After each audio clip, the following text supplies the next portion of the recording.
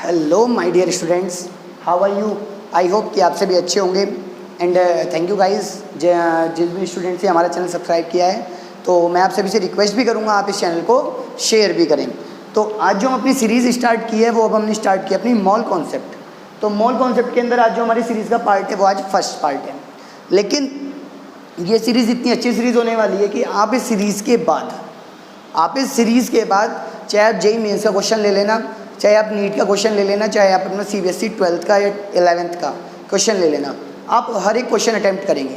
ठीक है, हम इस पूरी की पूरी मॉल कॉन्सेप्ट सीरीज़ में जो बुक प्रेफर कर रहे हैं वो प्रेफर कर रहे हैं सिंगेज। ठीक है, कौन सी बुक प्रेफर कर रहे हैं? सिंगेज। मैं किसी को भी रिक्वेस्ट नहीं करूंगा कि आप इस बुक को परचेज करिए।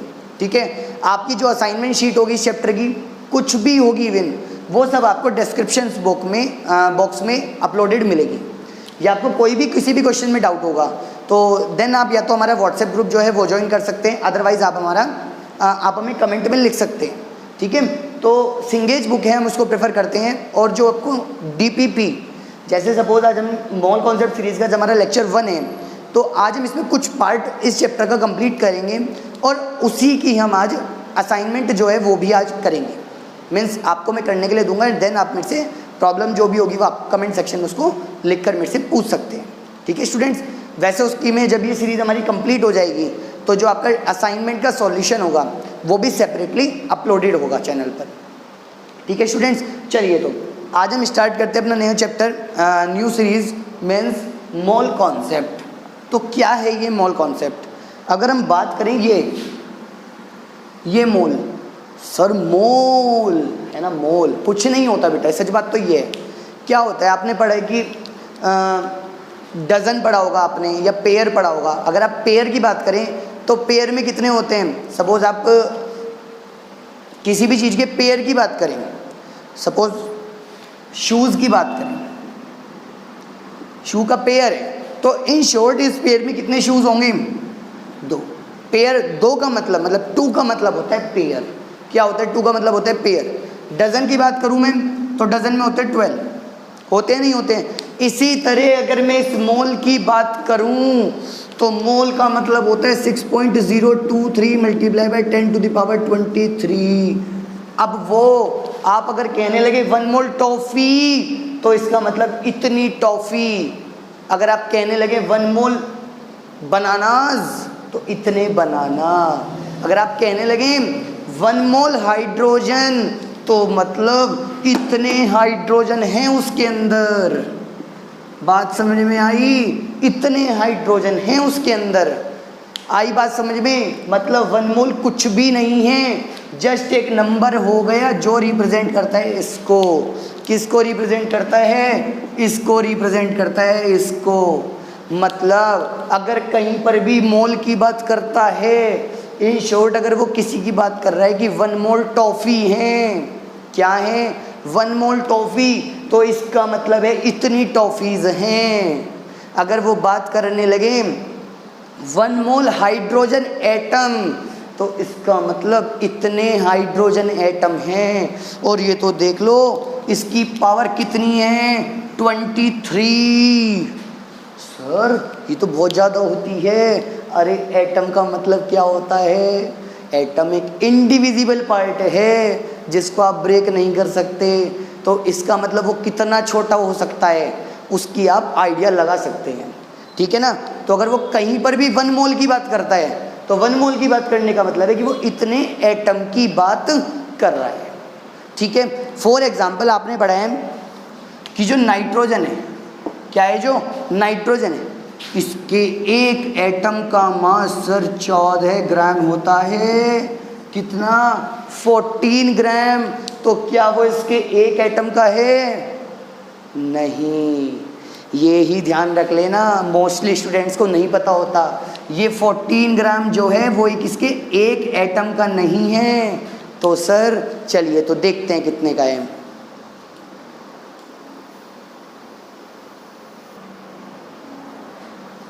तो मैं किसकी बात बता रहा था आपको कि नाइट्रोजन के एक एटम का मास होता है 14 ग्राम। एक एटम का? सर कैसी बात कर रहे हो, एक एटम का नहीं होता। कितने का होता है फिर? अरे ध्यान रखना, जितनी भी आपने अभी तक याद किए हैं, हाइड्रोजन का 1, हीलियम का 2, हाइड्रोजन का 1, हीलियम का 4, ये जितने भी लर्न किए हैं ये उनके अकेले एटम के नहीं हैं, ये उनके 1 मोल के हैं। कितने के हैं? 1 मोल के। और अभी क्या बताया था कि 1 मोल में एटम होते हैं 6.023 मल्टीप्लाई बाई 10⁻23 एटम। एक बात का ध्यान रखना, ये एटम भी हो सकते हैं, ये मॉलिक्यूल भी हो सकते हैं, ये पार्टिकल्स भी हो सकते हैं, ये इलेक्ट्रॉन्स भी हो सकते हैं, प्रोटॉन्स भी हो सकते हैं, ये कुछ भी हो सकते हैं। आपने यहाँ पे बात की नाइट्रोजन के एटम की, तो इसका मतलब ये जो मास है 14 ग्राम, ये नाइट्रोजन के 1 मोल एटम हैं। नाइट्रोजन के कितने मोल एटम का है? 1 मोल एटम का। इसका मतलब इस 14 ग्राम में 6.023 मल्टीप्लाई बाई 10⁻23 एटम प्रेजेंट हैं।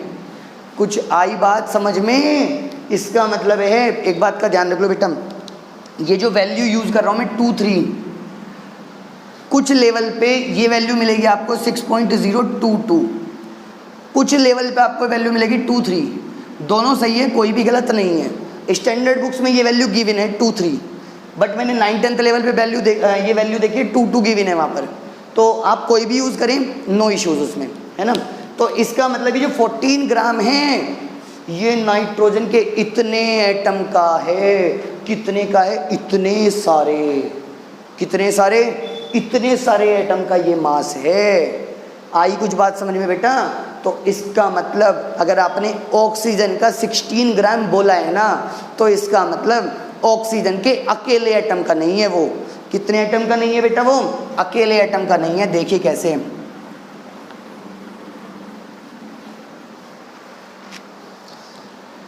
मैं बात करूं ऑक्सीजन का, तो ऑक्सीजन का मास आपने पढ़ रखा है 16 ग्राम होता है एक एटम का। कितने एटम का? एक एटम का। तो बेटा ध्यान रख लेना, ये एक एटम का नहीं है, ये एक एटम का नहीं है।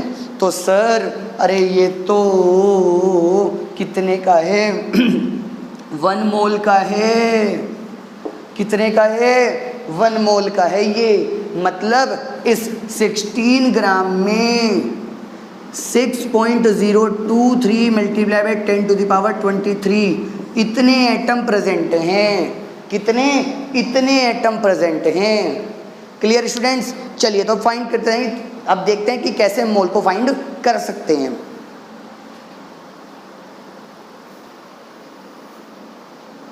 तो अब देखते हैं कि हम मोल कैसे फाइंड करते हैं। तो बेटा मोल का फॉर्मूला होता है हमारा W/m। W क्या होता है? जो भी हमें मास गिवन होगा, गिवन मास, और m होगा हमारा मोलर मास। सर ये क्या पढ़ा रहे हो बेटे? एक बात का ध्यान रखना, फिजिकल केमिस्ट्री का ही टॉपिक है आपका, और फिजिकल केमिस्ट्री में आपके न्यूमेरिकल सबसे ज़्यादा पूछे जाते हैं। क्या पूछे जाते हैं सबसे ज़्यादा? न्यूमेरिकल्स पोर्शन ही पूछा जाता है। और ये मैं आपको श्योरिटी देता हूँ लिख के, है ना, कोई भी क्वेश्चन छूटेगा नहीं मोल कॉन्सेप्ट का, चाहे कहीं से आ जाए क्वेश्चन। ठीक है ना। चलिए तो फॉर एग्जांपल मैं आपको एक बताता हूँ कैसे आप मोल फाइंड करोगे। आपको फाइंड करना है 23 gram of sodium atom. Suppose इसको आपको मोल फाइंड करना है, तो कैसे करोगे? देखिए ये मास आपको गिवन है। क्या है? गिवन है। तो W = 23 ग्राम हो गया। ठीक है। अब बात करते हैं आप कैपिटल M की। तो आपने पढ़ रखा है सोडियम का कितना होता है? 23 होता है। सर कितना होता है? 23 होता है। आपको नंबर ऑफ मोल्स फाइंड करने हैं, तो नंबर ऑफ मोल्स का फॉर्मूला होता है small n = given mass upon molar मास। गिवन मास कितना है आपका? सर 23 ग्राम है, अपॉन मोलर मास कितना है? 23 तो है, तो 23 बन जाए 23। तो इसका मतलब कितना आ गया? 1 मोल आ गया। Clear student? तो अब अगर हम इस तरीके से मोल हम फाइंड कर सकते हैं। चलिए मैं आपको एक दो क्वेश्चन और देखते हैं, फिर हम नेक्स्ट चलेंगे चीज़ों में।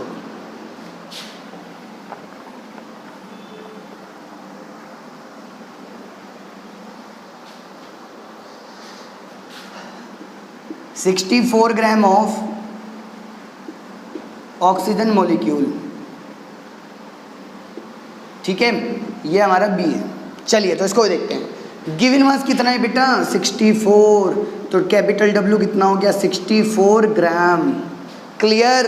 चलिए तो O2, अरे मॉलिक्यूल है और मॉलिक्यूल में कितने एटम होते हैं 2, तो कैपिटल एम कितना हो गया O2 मतलब 2 मल्टीप्लाई बाय ऑक्सीजन के एक एटम का 16, 32 ग्राम हो गया।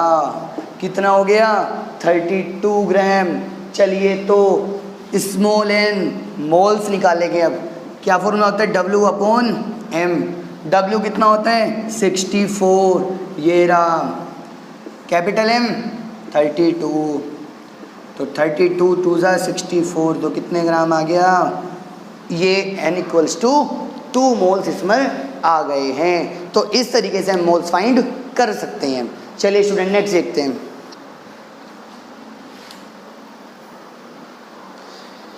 तो अब हमने पढ़ा है कि N = W/M है, मतलब जो मोल्स होंगे equals to given mass upon molar मास।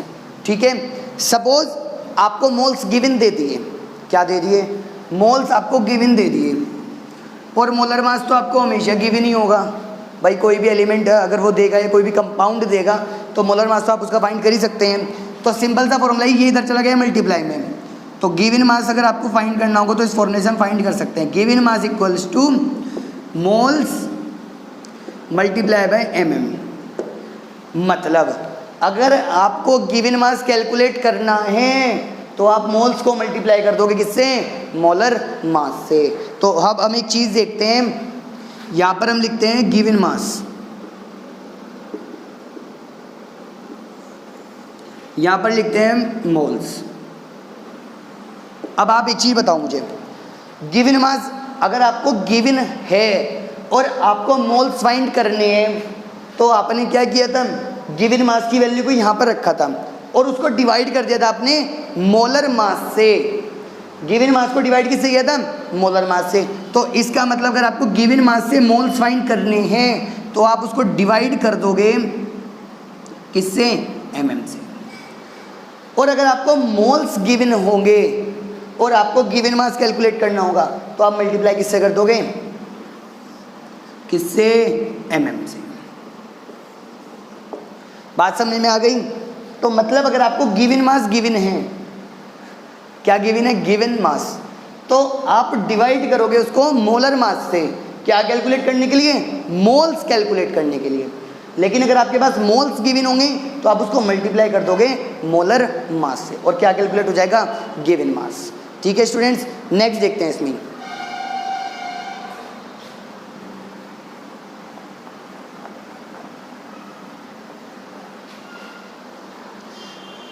अब अगर आपको कैलकुलेट करने हैं number of particles, number of molecules, number of atoms, अगर आपको ऐसे कैलकुलेट करने हैं तो देखिए सबसे पहले आप यही तरीका होगा आपका, मोल्स फाइंड कर लो।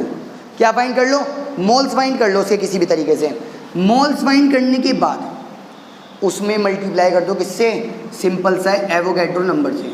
बेटा जो नंबर था इसको एवोगैड्रो नंबर ही बोलते हैं और रिप्रेजेंट किससे करते हैं, Na से। तो अगर आपके पास मोल्स गिवन हैं और आपको number of atoms, number of particles, number of molecules find करने हैं तो देन आप किससे कैलकुलेट कर दोगे उसको, एवोगैड्रो नंबर से। और वो क्या आ जाएगा, जो भी मोल्स है, सपोज उसके मोल्स कितने हैं, n मोल्स हैं, तो आपने उसको मल्टीप्लाई किससे कर दी, that is your final answer. For example मैं आपको एक चीज़ लेके समझाता हूँ।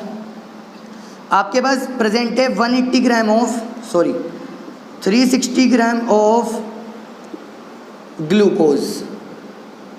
सबको ग्लूकोज का फॉर्मूला पता है, क्या होता है, C6H12O6। ठीक है, अब आप क्या करो इसमें, सॉरी 360 ग्राम मैंने लिया। आपको सपोज फाइंड करने नंबर ऑफ मोल्स ऑफ किसके, ग्लूकोज के।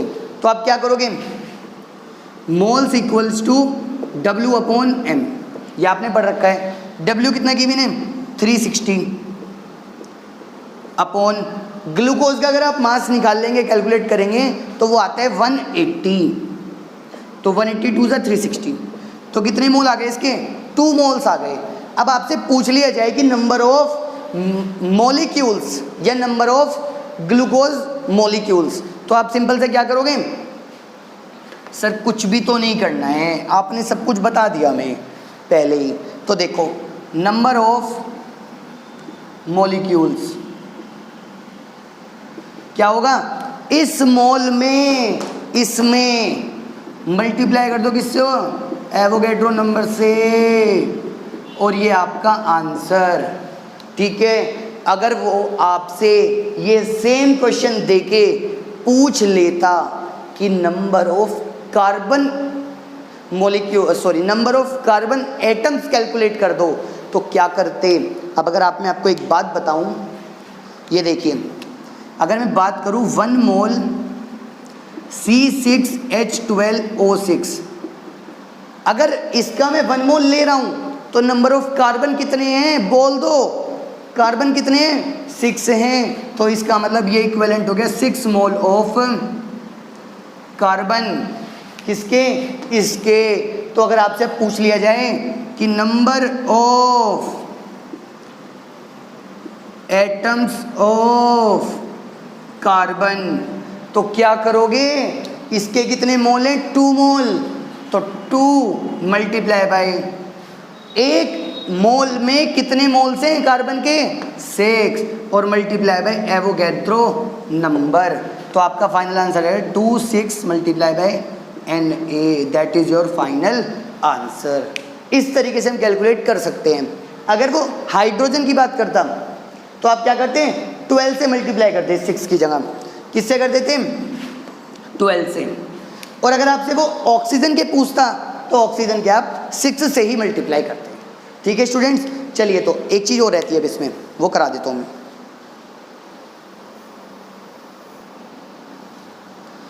तो मैंने कहा था यहाँ पर गिवन क्या देखो आप, गिवन मास, ठीक है, यहाँ पर आप क्या रखिए मोल्स, यहाँ पर आप क्या रखिए नंबर ऑफ पार्टिकल्स। ठीक है, अब हम इन तीनों में रिलेशन बनाएंगे। देखिए कैसे, मैंने आपको बताया था कि अगर आपको गिवन मास से मोल्स कैलकुलेट करने हैं तो आप क्या करोगे, डिवाइड करोगे किससे, बोल दो जल्दी जल्दी, डिवाइड करोगे आप किससे, अरे बोल दो, एटॉमिक मास से या फिर मोलर मास से। डी मतलब डिवाइड और एम मतलब मल्टीप्लाई जब मैं करूँगा। ऐसे अगर आपको मोल से कैलकुलेट करना है गिवन मास तो आप क्या कर दोगे, मल्टीप्लाई कर दोगे मोलर मास से। ठीक है, अगर आपको मोल्स से कैलकुलेट करने हैं नंबर ऑफ पार्टिकल्स तो अभी क्या बताया था, मल्टीप्लाई कर देना एवोगैड्रो नंबर से। और अगर इसका अपोजिट फाइंड करना है तो क्या कर देना, डिवाइड कर देना एवोगैड्रो नंबर से। ठीक है स्टूडेंट्स, ये चार्ट जो है वो आपके लिए बहुत हेल्पफुल होने वाला है, तो मैं सभी से रिक्वेस्ट करूँगा इसको आप एक बार नोट कर लें, है ना। इसमें भी अगर आप निकालना चाहें तो आप निकाल सकते हैं भाई। अगर आपको गिवन मास से नंबर ऑफ पार्टिकल्स निकालने हैं तो सिंपल सा फॉर्मूला है, आपको मल्टीप्लाई करनी पड़ेगी Na/mm से। ठीक है, और अगर आपको इसमें रिलेशन देखना हो तो आप क्या करोगे, इसमें आपको मल्टीप्लाई करनी पड़ेगी mm/Na से, सॉरी। ठीक है स्टूडेंट्स, तो ये भी हम इसमें रिलेशन फाइंड कर सकते हैं। किसी भी बुक में ये वाला पार्ट गिवन नहीं है, ये तो आपको शायद मिल भी जाए, बट ये वाला पार्ट आपको गिवन नहीं है। ठीक है स्टूडेंट्स, अभी हमने बात कर ली नंबर ऑफ पार्टिकल्स की, अब हम बात करते हैं वॉल्यूम की। जब वॉल्यूम गिवन होगा तो कैसे करेंगे,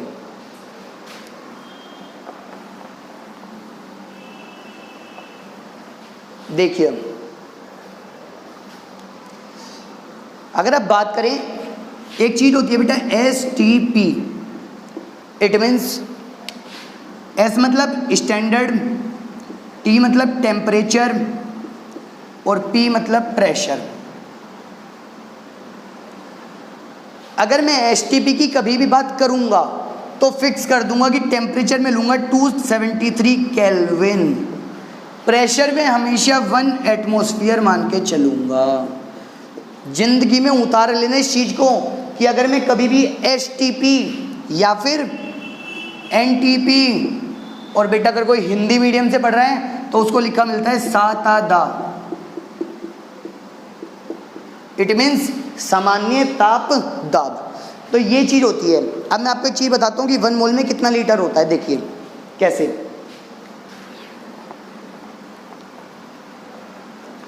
देखिए आपने एक इक्वेशन पढ़ी है PV इक्वल्स टू nRT, ठीक है। प्रेशर आपने 8 STP, प्रेशर आपने कितना लिया है 1, मल्टीप्लाई बाय वॉल्यूम आपको कैलकुलेट करना है इक्वल्स टू, आप जो भी कैलकुलेशन कर रहे हो वो कर रहे हो 1 मोल के लिए। कितने के लिए? 1 मोल के लिए। तो लिख दो यहाँ पर बेटा n की वैल्यू कितनी आ गई 1, मल्टीप्लाई बाय r की वैल्यू हमेशा फिक्स होती है 0.0821, मल्टीप्लाई बाय 2 की वैल्यू 273। तो जब आप इसको कैलकुलेट करेंगे तो ये आपका आ जाएगा 22.4 लीटर। तो इट मीन्स आपके मोल कॉन्सेप्ट में एक और कॉन्सेप्ट आगे ऐड हो गया है कि अगर आप एसटीपी की बात करोगे, किसकी बात करोगे?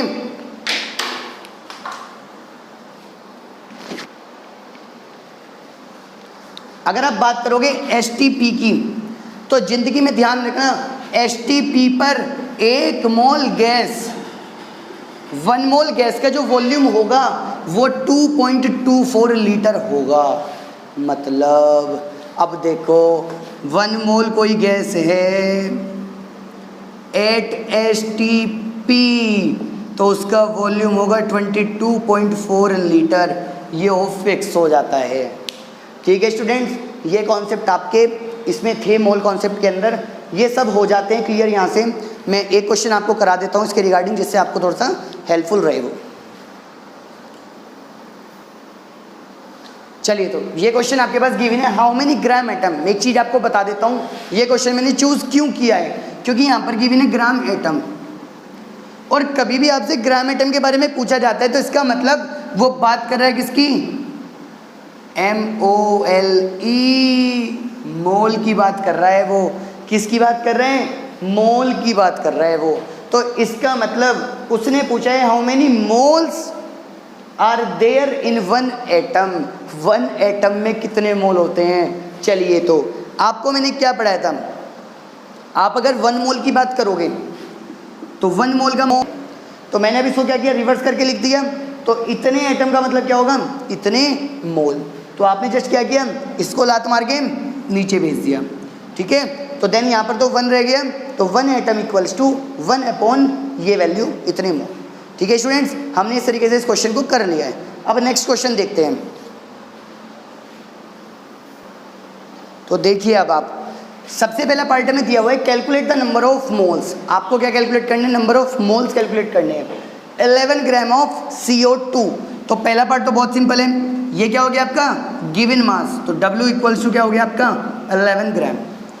अरे कैपिटल एम निकालना है आपको CO2 का, तो C मल्टीप्लाई बाई 2, तो C का कितना होता है बेटा 12, प्लस 2 मल्टीप्लाई बाई ऑक्सीजन का 16, तो कितना आ गया 44। ठीक है, और अभी आपने मोल्स का फॉर्मूला पढ़ा था W अपॉन M, W कितना है आपका 11 अपॉन 44, तो क्या हो गया 11 1 जा 11, 11 4 जा 44, तो कितने मोल आ गए 1/4, तो 0.25 मोल आपके इसमें होंगे। क्लियर। सेकंड पार्ट देखते हैं। देखिए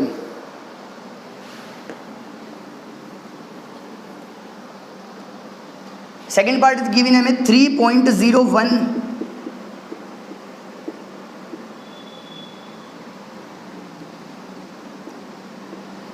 इतने मॉलिक्यूल के अंदर CO2 फाइंड करना है आपको। तो मैंने अभी आपको क्या बताया था, अगर आपको मॉलिक्यूल गिवन होंगे और आपको नंबर ऑफ मोल्स फाइंड करने होंगे, तो देन सिंपल था फॉर्मूला क्या, इसको आप डिवाइड कर दोगे किससे, एवोगैड्रो नंबर से। किससे? एवोगैड्रो नंबर से। डायरेक्ट अगर कंपटीशन में करना है तो डायरेक्ट डिवाइड कर लेना, अदरवाइज देखिए कैसे करोगे। 1 मोल का मतलब कितना होता है बेटा 6.023 multiply by 10 to the power 23, ठीक है। कितने इतने मोलिक्यूल्स की बात कर रहा है वो, तो यहाँ पर क्या लिख लूँगा मैं मोलिक्यूल, ठीक है। आपसे फिर इसको रिवर्स कर देता हूँ इसी तरीके से 6.023 multiply by 10 to the power 23 molecules का मतलब कितना होगा 1 मोल, ठीक है स्टूडेंट्स। तो अब क्या करूँ मैं इसमें, इतने मोलिक्यूल्स मेरे पास अवेलेबल हैं, तो आप क्या करो इसको तो नीचे भेज दो, है ना। तो क्या हो जाएगा 1 molecules equals to 1/6.023 multiply by 10 to the power 23 mole, ठीक है। अब आपको फाइंड करना है इतने में, तो क्या करोगे मल्टीप्लाई कर दोगे 3.01 multiply by 10 to the power 23 किसके इक्वल हो गए 3.01 multiply by 10 to the power 23 upon 6.023 multiply by 10 to the power 23, तो 10 टू द पावर 23 ये इससे 2 टाइम्स, तो कितने मोल आ गए बेटा 1/2, इतने मोल आपके प्रेजेंट हैं, ठीक है माय डियर स्टूडेंट्स। चलिए नेक्स्ट क्वेश्चन देखते हैं। चलिए तो अगला इससे भी सिंपल है, 1.12 लीटर गिवन है CO2 का, तो आपको मोल्स अगर कैलकुलेट करने हैं तो सिंपल सा है, जितना भी आपको वॉल्यूम गिवन होगा, जितना भी वॉल्यूम STP पर गिवन होगा उसको आप डिवाइड कर देना अपना किससे, अरे बोल दो किससे करोगे 22.4 लीटर से, ठीक है। इससे आपने डिवाइड किया, जो भी आपका आंसर आएगा that is your final answer. 22 approx 0.05 शायद कुछ आएगा, वो आपका करेक्ट आंसर हो जाएगा, ठीक है स्टूडेंट्स। अब हमने आज 2 क्वेश्चंस डिस्कस किए हैं।